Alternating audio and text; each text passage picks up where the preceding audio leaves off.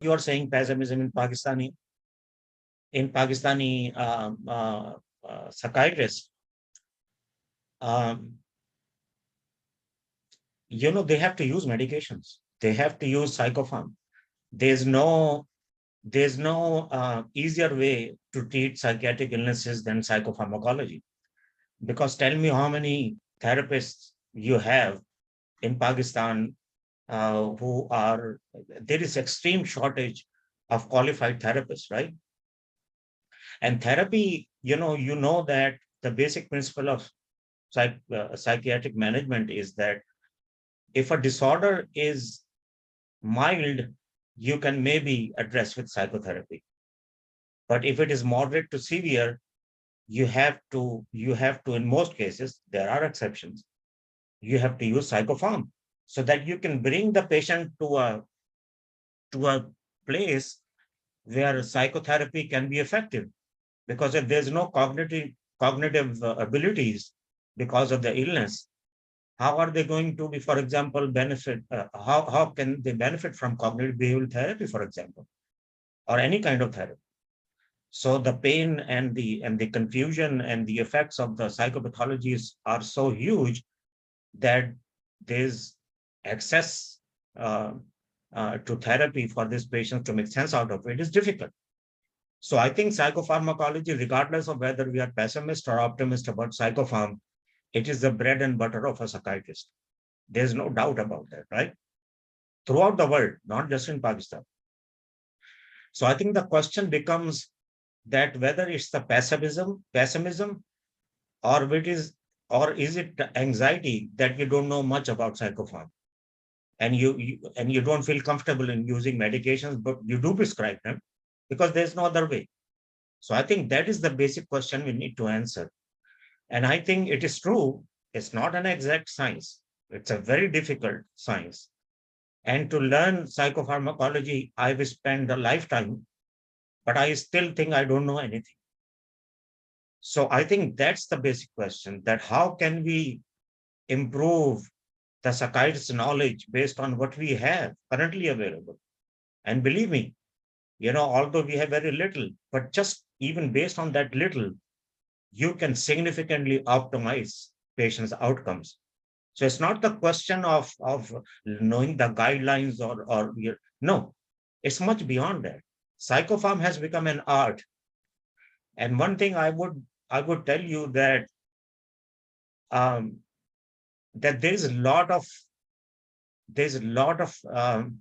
lack of interest among psychiatry residents, and I don't know about attendings, but because of the lack of effective teaching using this translational neuroscience model in which you combine everything. You just don't talk about receptors. You talk about the clinical implications of those receptors. What happens? What can you do?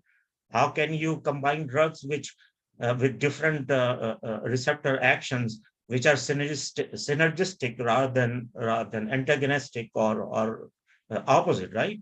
So these are the things. So I think we need, and we are making an effort to enhance the education in psychopharmacology so the residents and the trainees can become reinterested and accept it as a field, which is so it's not going to lose the importance. The only question is how comfortable you are going to be in using and picking appropriate drugs for your patients, because that those days are gone when you are a Prozac only doctor. Those days are gone. The things have moved. Now you can look and see your patient. You go over the symptom profile of your patients, and you can actually pick a better agent for that patient, believe me. And we can talk about that maybe next time. Okay. Right. If someone has a question, like they can unmute their mic and they can ask Dr. Mujib. All right.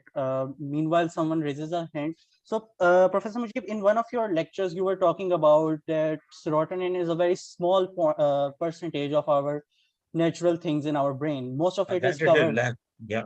Yeah. Most of it is covered by glutamate, by GABA, by other He, little things. So I was Mhm, wondering, and I was actually reading about things lately as well.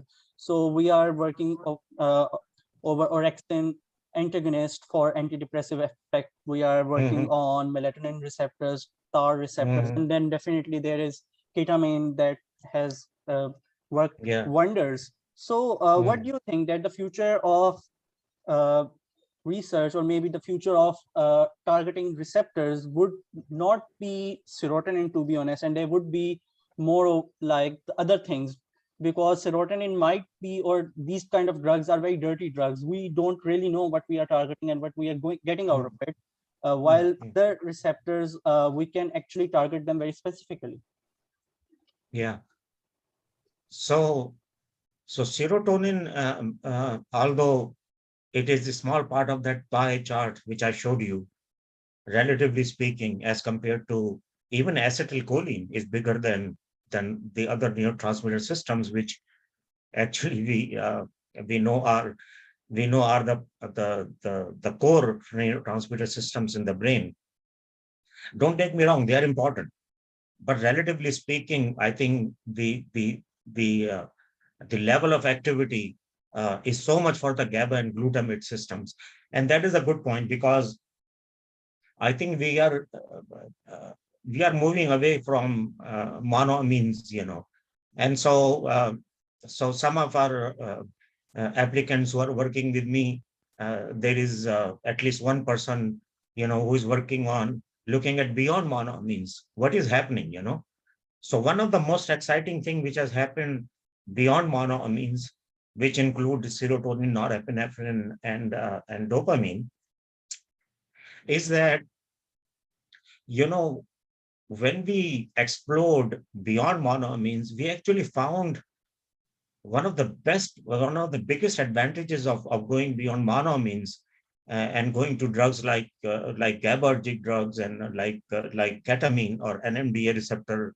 modulators, um, and even the metabotropic glutamate receptors, which are in research now, even in psychosis, not so much in mood, and looking at opioid molecules. They can play a role in treatment of the depressive disorders. I think what we have realized is, at least I can talk about at least two mechanisms. One is the NMDA receptor blockers like ketamine, uh, and to some extent with the GABA drugs. But the NMDA receptor antagonist theory is the most exciting, not just in not just in glutamatergic hypothesis of schizophrenia, which is a different kind of a part of this, but in relation to depression, as you said, it's one of the most exciting discoveries ever in the treatment of depression.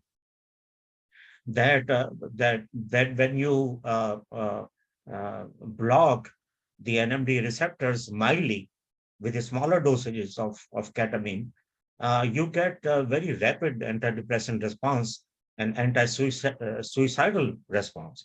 So that's huge for people who present to the ER with suicidality and extreme depression, right?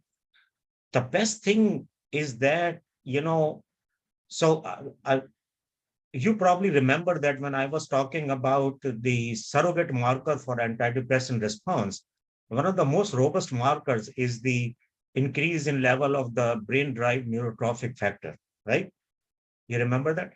BDNF.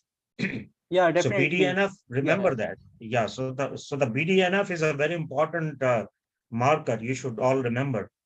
So BDNF with SSRIs or any other commonly used classes of antidepressants, the BDNF takes about several weeks to increase. At the same time, the antidepressant which is not able to increase BDNF, they don't have antidepressant effects, because so far what we have seen is that it is the increase in the BDNF which mediates the response. So BDNF is not increasing. It is so far it's been unlikely that the drug will have antidepressant effects, right? And that probably explains why every drug does not work in every patient, right? Because then you may have to go to a different mechanism. So coming back to the BDNF is that, it takes several weeks with SSRIs for the BDNF to go up. But with ketamine, it's almost immediate. And that is one of the reason why we believe that since there is a direct effect on BDNF through the AMPA receptors, it is the BDNF which actually a relatively more rapid increase in BDNF, which mediates the rapid onset antidepressant effects of ketamine. So this is the most exciting news. So yes, you're right. We are moving beyond monoamines. As a matter of fact, we are moving beyond all neurotransmitter systems. We are going to second messenger systems. We are going to much deeper, and many novel mechanism of action. For example, we are looking at, there is a glycine transporter. And remember from the glutamate receptors, glycine is a co-agonist, because if glycine is not attached, glutamate does not work properly. Receptors don't work properly, right? So there is a in the research there is a glycine transporter inhibitor which is being developed to actually manage psychosis. So there is hundreds and thousands of mechanisms which are being looked at, and very exciting times. But again, the bad news is that the transfer of knowledge to the clinical clinicians and the trainees is lacking. Right. Thank you so much, Professor Mujib. Mm. If anyone has any question, they can ask. So I guess if someone has any question, they can unmute their mic and then they can ask. Yes, you can ask a question, unmute your mic. Tahir Khan's iPhone and the person. Assalamu alaikum. This is Fariha Bangash. My Why- phone shows up as Tahir Khan. No issues. Okay. So, yeah, so it is a wonderful discussion. I'm so glad I'm part of it. I wanted to ask Dr. Mujib if he could throw some light upon the receptors, the GI receptors, the gut receptors that involved with all the with the depression and other psychological conditions. I'm really interested around that matter. Yeah, so there are GI receptors, but I think more than the GI receptors, I think the gut flora is much more important. Remember, I may have said it in my previous presentations that we have the brain which is sitting at the top of our bodies, but there is a second brain lying in our gut. And the reason why we say that is because these gut floras actually produce all the important neurotransmitters which we know of, including serotonin, dopamine, and norepinephrine. So that is something, maybe in future, if you're interested, we can talk about gut flora, because it's a whole different lecture on that. And the science is so rapidly increasing. I don't know whether you have read the stories, which I will just tell you one, which is extremely fascinating, that it was an animal study, and I think it has been replicated in a couple of human studies as well, that when you take the gut flora from an anxious animal, uh, um, and you put that gut flora into an animal who is not anxious, um, the non-anxious animal in which that gut flora has been implanted becomes anxious, and vice versa. And humans, there are a couple of studies which have been replicated. So this is really huge, because these gut floras have been existing billions of years before we came on the face of Earth, right? And they are our forefathers.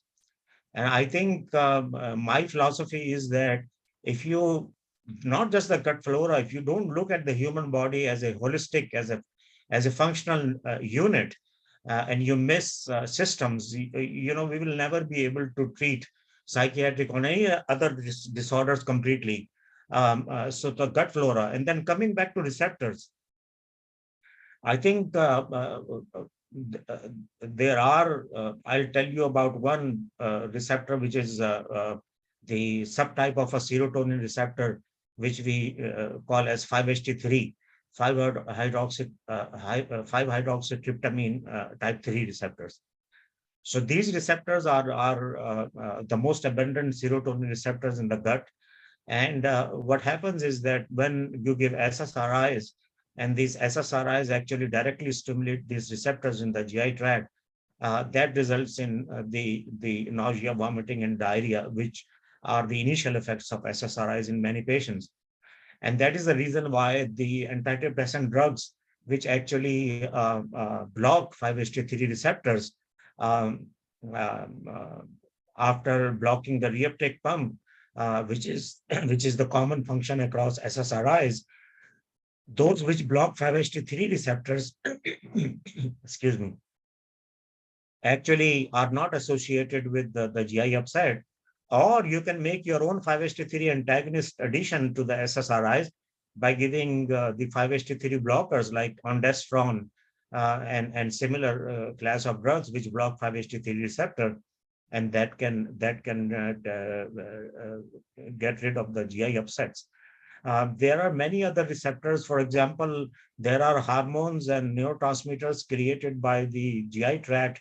One of them is transmitted through the vagus nerve, which is the only direct communication between gut and brain. And believe me, vagus nerve is one of the most important. If you read just about the vagal communication between gut and brain, you will see how important that is. At least in immunity, maintaining immunity is one of the major function which is mediated by vagus. And also I think the some of the hormones which are created by the peptides which are created by the gut, such as leptin, ghrelin, adiponectin, and also the cholecystokinin. They have all have been shown to be neurotransmitters in the brain. They go and act on brain. For example, leptin has a negative feedback loop. If your waist has a lot of fat, and if your waist circumference is huge, then these fatty cells actually produce leptin, and that leptin goes into the brain and talks to the ventromedial medial nucleus in the hypothalamus, that is, stop eating because you are giving me too much fat. And that leptin forms the negative feedback loop. But the problem is that when you're taking antipsychotics, especially, there have been studies that leptin, the leptin effect on the hypothalamus becomes insensitive. So the ventromedial nucleus stopped responding to the leptin. So that is leptin insensitivity. And that's why patients on, that is one of the mechanisms for weight gain with atypical antipsychotics, that they stop responding to the leptin negative message, and they keep on eating more and more. So this is a whole different science. This is, I don't even know all of it, or most of it. I can, I so it's impossible to know everything. But I just wanted to give you a little glimpse of how important the gut peptides, the gut neurotransmitters, and have you heard about the carcinoid syndrome, which is the argentinoma of the GI tract, which is a tumor causing excessive formation of serotonin, and you start to see the peripheral effect of excessive serotonin, that the patient start to have flushing, extreme diarrhea, nausea, vomiting, and all those things, in addition to the central effects, right? So, this GI tract, I remember my father used to tell me that, you talk about brain and you talk about heart, but GI tract is one of the most important system in human bodies, and because it is the portal of entry of everything into our systems, right? And I think the time that, with the advancing sciences and everything, we are beginning to know more and more about GI tract is actually one of the most important systems, early systems, which actually control the homeostatic mechanisms of our body. And the gut flora plays a major role. And then, of course, you talk about your diet, right? Because the gut flora are dependent on what you eat. And if you are having more yogurt and more dairy products, they will be happy because some of those bacteria actually are making some serotonin and dopamine. And when you drink milk at bedtime, and your mother says you should drink milk before you go to bedtime, there is a reason for it. Maybe the mothers don't know, but the reason is that when you drink milk, the bacteria which make GABA become extremely active, and they release more GABA and you sleep better. So we can keep on going on and on for this, but I just wanted to give you an idea that you asked a very important question. The gut role, the gut brain axis, which we call is known as, and it's a very important axis of communication. Thank you so much, Dr. Mujib. May I take liberty to ask one more question? Yeah, please. So I was doing a research paper, and that was about a patient who had this personality disorder, and she was doing these foreign body ingestion. So in that paper, there was while doing the research, there was a paper about it that they measured the 5-hydroxytryptamine 3 receptors for the patient, and they were Uh-huh. raised. So I wanted to find out, how do they measure that? Like besides what the results were, I would like to know, how do they measure that? Yeah, so basically with the completion of the human genome project, we know the sequences of all these receptors, and so probably they looked at the genetic, they identified the receptors through their genetic makeup. That's all I can tell you. Okay, thank you. Yeah. Thank you Yes. for these nice questions. If anyone else wants to ask any question, they can unmute their mic and they can ask away. So, Professor Mujib, I think just a couple of more questions, one or two, and then we can wrap it up. Yeah. So, in that chapter that the book you suggested, they were discussing most of the dopamine receptors and related anhedonia. So what I was Yeah. interested in is that anhedonia is like a transdiagnostic thing. It happens in depression, it happens in bipolar depression, it happens in Yeah. uh, schizophrenia, and it happens on its own as well in a person who doesn't really meet any psychiatric diagnosis. So right now, most of the antidepressants are not very much useful in treating anhedonia, at least the serotonin ones, which do not have that much of a dopamine component. So my question is this, that why not we are focusing on subdomains of depression or maybe subdomains of other diseases, and then finding out what works for them and what doesn't work for them, because depression is not going to be same for person X and person Y. It would be different for person X and it would be Mhm. different for person Y. Why Mhm. is it a lag from moving Mhm. towards this functionality oriented or patient Yeah. oriented or symptom oriented treatment? Yeah. So usually you're asking very excellent questions. It seems like you're a thinker. You think about things. I'm very impressed. Yeah. Um, so I think let me rephrase what you just said. I do think that all antidepressants work on anhedonia.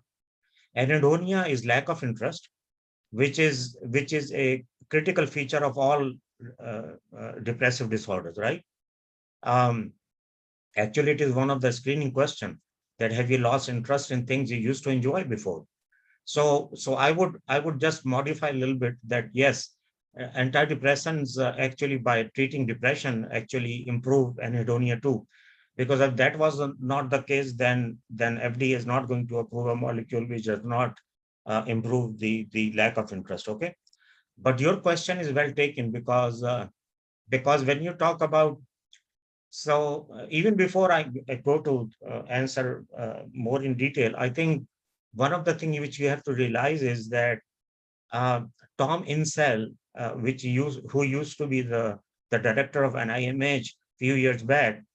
Um, as a matter of fact, I'll tell you a story about myself because it's directly linked with your question. Um, I got a K award, which is a 5-year training award in the area of research you want to do in 2008.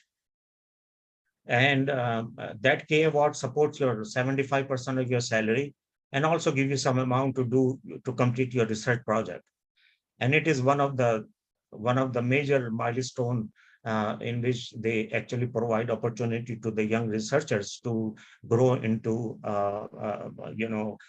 senior researchers and the mid-level and then senior researchers and get bigger grants, right, based on their research and training. So I did that. And my area of research was using functional imaging uh, to see what is the neural circuitry of self-awareness in schizophrenia. Because self-awareness is a very important uh, uh, executive function. Yeah, I would call it definitely executive function. Self-awareness actually is so important that if we are not self-aware, we won't survive. And self-awareness actually incorporates uh, empathy, theory of mind, uh, you know, and also social cognition. So all these come under the umbrella of this parent kind of terminology, which is called self-awareness. And insight, sorry, I didn't tell you, because that is the reason I was looking at it. Because there's lack of insight in schizophrenia patient, which actually is one of the major reasons that they don't take their medication. Because then they say, I'm not sick. Why are you giving me these medications? So there's lack of insight. And insight is a very, very difficult and complex multidimensional phenomenon. But I'm just for the sake of reason, because that's not the discussion. So I was doing that. And we published 2, 3 papers on our findings and very interesting findings. Um, but one of the things which happened negatively to me is that at the same time, when I was finishing my K, and I was getting ready to write my RO1, which is the major $1 million grant, Tom Insel decided that he is going to fund only those studies which actually are working on the research domain criteria he created. And those research domain criteria did not have self-awareness. So I was doomed. Uh, I tried, I tried a lot to use different angles to self-awareness and try to get funded, but I could not get funded because Tom himself, and he was thinking like you, the way you are asking question, because he was looking at you. We have not done so well in psychiatric research because we look at the syndromes, which are collection of different symptoms. But if we select the particular most important symptoms, then we might be able to find more relevant research results from those. For example, anger.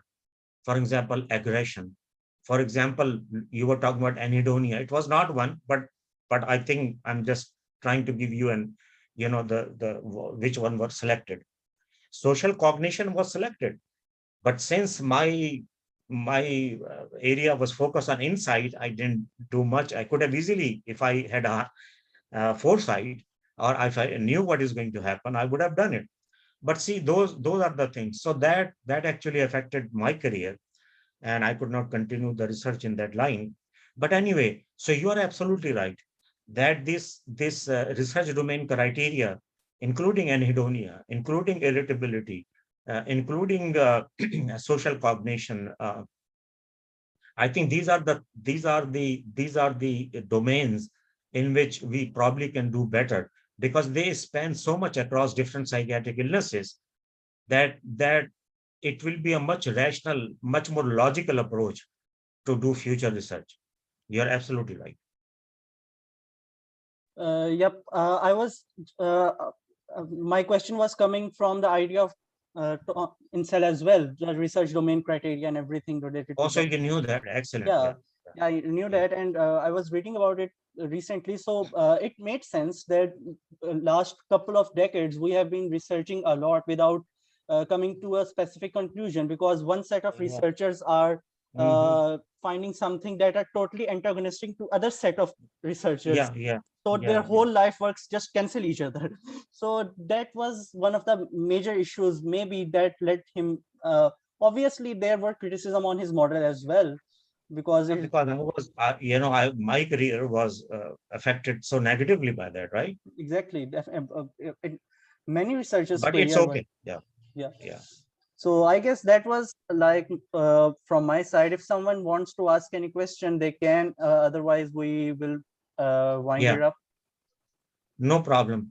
Uh, it seems like you say that more people attend our presentations rather than there is this I don't know what to call it, some anxiety or some shyness in asking questions. Um, I would just give one message. If you don't develop courage to ask questions, it will be extremely difficult to find your answers. Please, think about it, develop the strength. No question is stupid. Please believe me. And because if you don't ask questions, it is not it's not you're not going to find answers. Some of these answers are not in the books.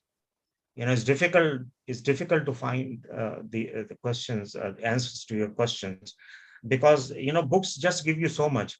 The interactive discussions with somebody who knows a little bit about the area are extremely helpful, because it has learned over years of working in the field, and no book can give you that. Even Stephen Stahl books, I personally don't like it that much, because it is sort of, it does not have any references. Have you noticed? It does not have any references, and that is a big problem for me. But at least it develops some basic concepts into receptors and neurotransmitter systems. But there's nothing like talking to somebody, one to one. So you said, what do you want to do next time then? Uh, Before going to that, uh, there are a few questions. Like, you have motivated a few people, I guess. Yeah. Okay. So first, like Dr. Mada, and then there is a question in the text box. Uh, Okay. I would encourage this Yasin Psychiatric Hospital account that maybe you can unmute your mic and ask this question, because it would make a little bit more sense. You can ask in Urdu, Mhm. you can ask in English. We Yeah. are Yeah. हम Yeah. सारे bilingual ही हैं यहाँ पे. Uh, okay, Dr. Mada, you can go on. You can ask the question, and then we can get back to the question in the text box.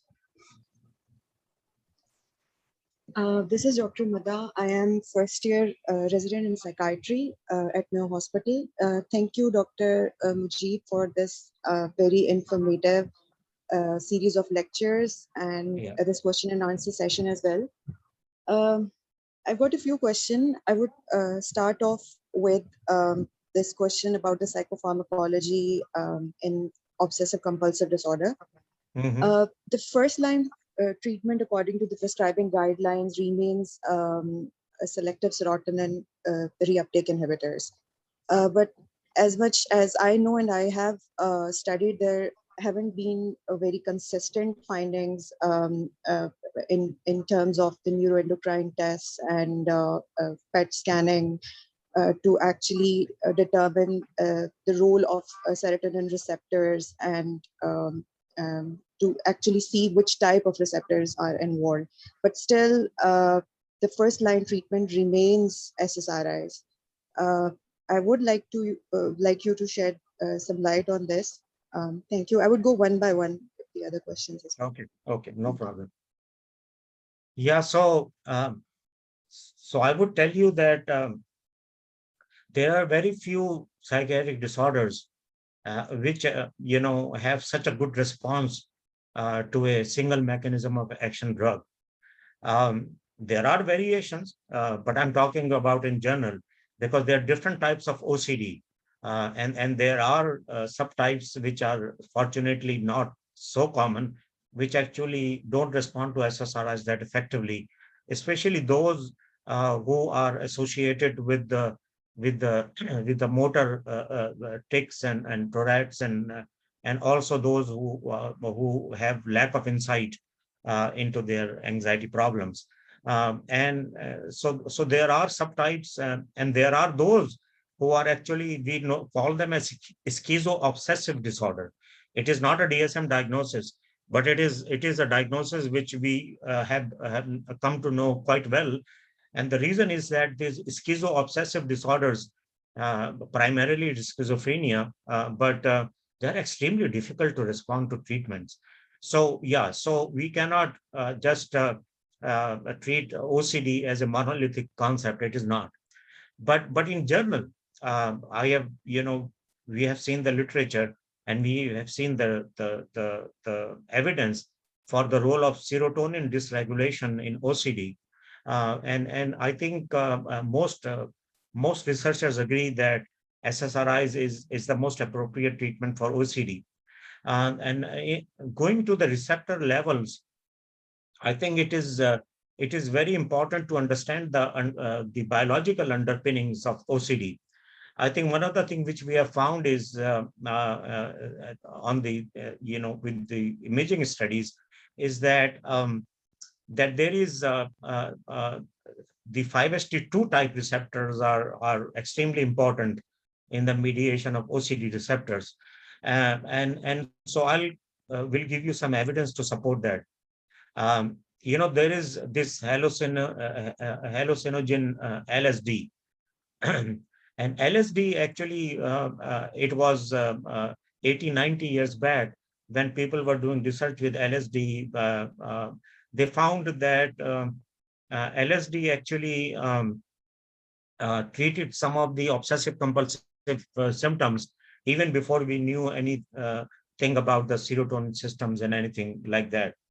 Uh, and later on, we found that the drugs which block 5-HT2 receptor can actually induce some obsessive compulsive behaviors. The most recent evidence, I'm not going to go over the whole history, but the most recent evidence comes from several reports of impulse control disorders, compulsive actions, in other words, in which the atypical antipsychotics, which block 5-HT2 receptor, have been implicated in. And we have actually written a case report with aripiprazole, that a patient actually developed kleptomania with aripiprazole, and we thought that was because of the 5-HT2A blockade, right? So there is a lot of evidence. Now, to talk about some of the OCD patients who don't respond to SSRIs, but even before I go to that, I think it's important to know that if a patient is one of those biological types which I was discussing who respond to SSRIs, they actually respond pretty quickly. That another thing I've seen, that the response is not 4 to 6 weeks. They start to see response within few days. But there are some who actually required extremely high dosages to have some response, not a good response, maybe, but some response. There have been some research to suggest that adding addition of a low dose of antipsychotic medication, not the atypicals, but again, you don't want to block 5-HT2 receptors, right? Like conventional, like haloperidol or flufenazine, or some of the similar older drugs.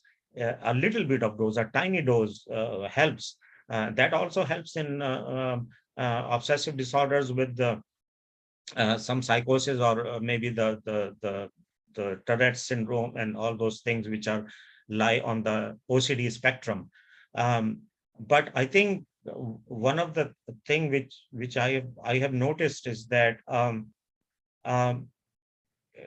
one thing for sure is that fortunately, those disorders which are extremely treatment refractory are not as common as the ones we can treat. Um, so obsessive compulsive disorder is something which is widely varied across patients. Um, there was one thing which was coming to my mind. I'm forgetting that, but let me think. I think. Of course, once you start treatment, you can also think about the cognitive behavioral therapy and the response prevention and response the cue exposure and response prevention. Those are quite effective therapeutic techniques. And yeah, I remember there are some SSRIs which actually may be more effective in treatment refractory OCDs.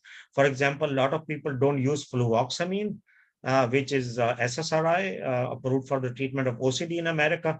And sometimes when other SSRIs are not working, fluvoxamine has been effective. Another thing which people have found is that one of the older tertiary amine tricyclic antidepressant, which is called chloromepramine, also it can be used in patients who are extremely treatment refractory and can help them. So, and the reason why that tertiary amine tricyclic antidepressant improves OCD, treatment refractory OCD, is because that is the only tertiary amine which has more serotonin effect than the norepinephrine effect. And that is a small thing which you can remember.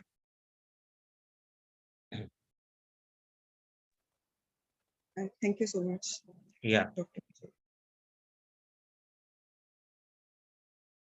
Dr. Dr. Mehta, आप कहीं थी कि you have two questions, you can ask the other one.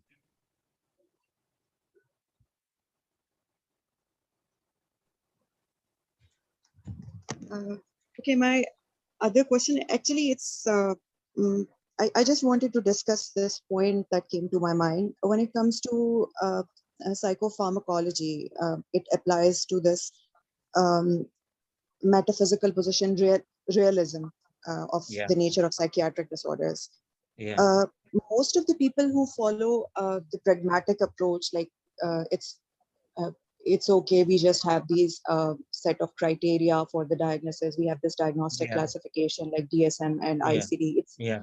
Sometimes there are so many diagnostic conundrums that you don't reach the conclusive diagnosis so easily because of the gray areas that there are in most of the psychiatric disorders. I will Yeah. give an example such as of severe major depressive disorder with, say, psychomotor retardation, severe psychomotor retardation, No. or you're confused about the negative symptoms of schizophrenia. So you are thinking about simple schizophrenia according to the ICD-10 diagnosis. So how would you see these two approaches? Because most of the times the psychiatrists, the consultants who follow this pragmatic approach, they are of the opinion that the underlying treatment remains the same, the treatment approach remains the same. So why should we bother about uh, uh, diagnosis of fitting the patient in a one box? Yeah. I think these are extremely important questions. Thank you for asking them, because that is one of the biggest dilemmas for psychiatrists, that whether to follow DSM-4 or 5 or ICD 10, I guess, right? Or whether to go with the specific presentation of maybe a personalized approach of treatment, right? So I think it's not an easy answer, but I will tell you my viewpoints. To tell you frankly, I don't like DSM-5 that much. One of the reason is that DSM-5 is completely atheoretical. It is not based on neurobiological definitions of these illnesses. They have just combined based on some surveys and epidemiological studies and talking to the expert, created this atheoretical diagnosis, which combines symptoms which spread across so many different psychiatric disorders, as we were just discussing. So it's not going to, let me tell you a joke. Take 5 psychiatrists and let them interview a single patient. every one of those 5 psychiatrists will come with a different diagnosis. This is, and I'm telling you, this happens very commonly. So there is no scientific evidence. There is no scientific basis of this diagnosis. So I think we are really handicapped because of that. And that is why Tom Insel at NIMH wanted to actually use research domain criteria rather than the diagnosis, a syndromic diagnosis, which actually did not let us make so many advances in research as we could have and might have. And so I agree with you that it is a very difficult thing. My approach will be more mechanism action based, symptom based profile. For example, a patient comes with psychomotor retardation. I'll select a separate antidepressant. If somebody comes with psychomotor agitation, I would select a different antidepressant. You can do that. And we can talk about that maybe in next lecture if you want me to talk about antidepressant, right? So you look at the patient profile and you pick your antidepressant more appropriately. So for the sake of time, I will stop here.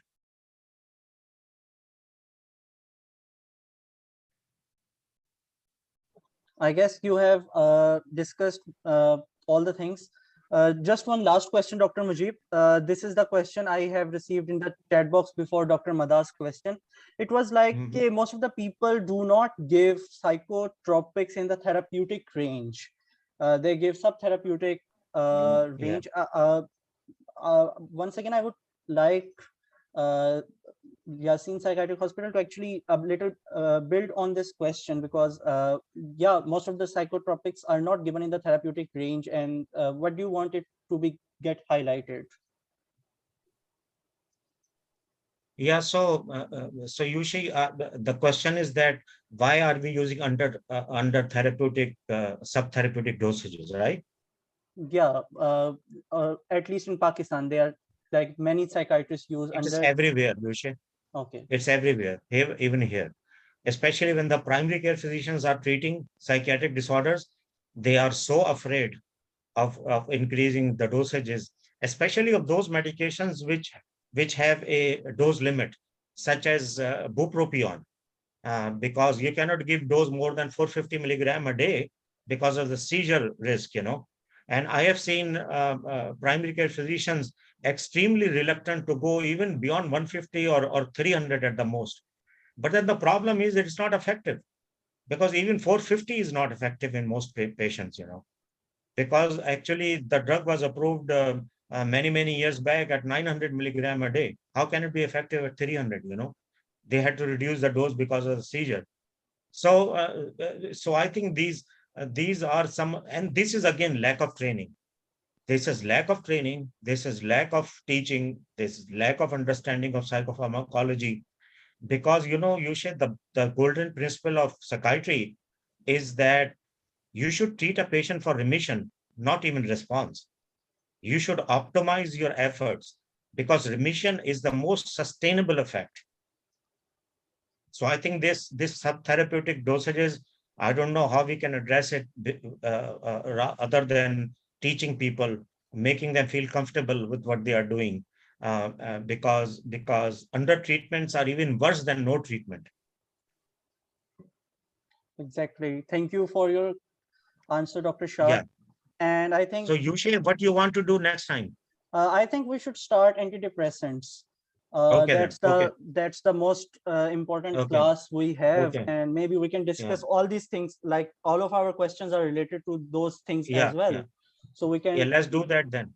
Yeah, exactly. Assalamu alaikum, Dr. Shad. I believe we should take feedback on other groups also. I want to involve the US residents also in that, because this is pharmacology. It is more important for residents who are already working and they want to learn about it.